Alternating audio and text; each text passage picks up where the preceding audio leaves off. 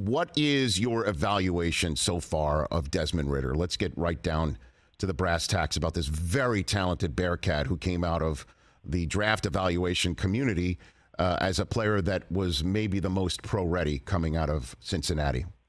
Coach. Well, I mean, really, I'm pleased with both quarterbacks. I think Marcus Mariota's had a terrific camp. And Desmond's, we've been pleased with Desmond. There's some things, I mean, he's making progress every day, but I'm very pleased with both quarterbacks they're at. And there's things we're going to push Desmond to improve on.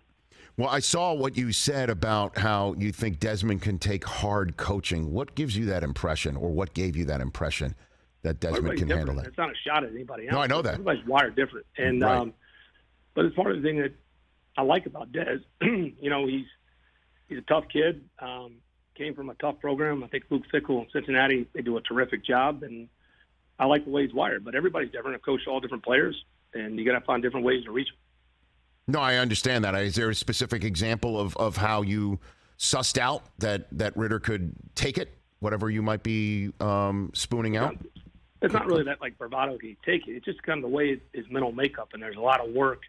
There's a lot of mythology and fluff that goes in the pre-draft process. But once you really get to know the person, you know, what his personality is like, and then as a player, what makes him tick, that's when, to me, you find out the best way to coach him.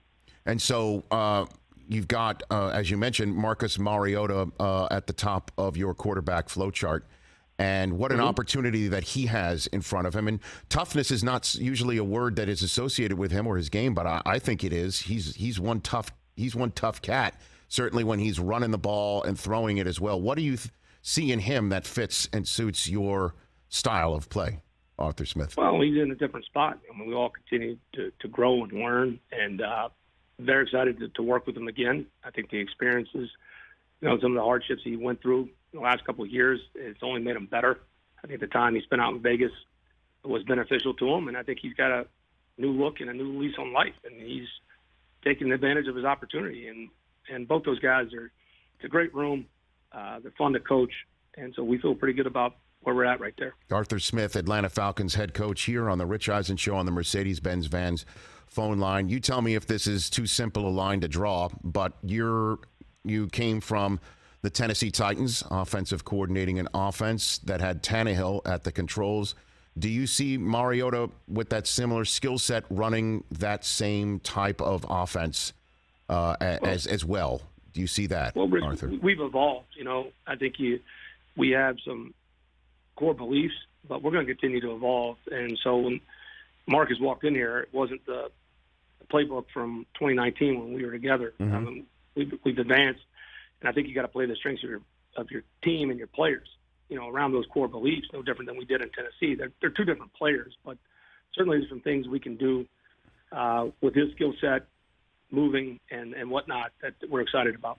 Do you find that? I mean, do you ever sit back and just wonder how things work, about how here you are with Mariota in Atlanta? You're the HC. He's now your QB1. Does that ever strike you, Arthur? Well, I'm not the most nostalgic person. I mean, only one day.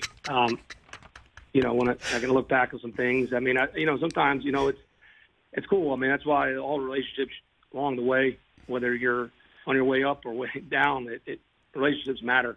And you never know. I mean, life comes full circle sometimes. I thought you don't get nostalgic about our conversations. You don't sit around saying, I haven't spoken to Rich in a while. Only when David tells me that I got a chance to come on, then I'm like, yeah, well, I enjoy going on here, so see what he's selling, and yeah, here we are.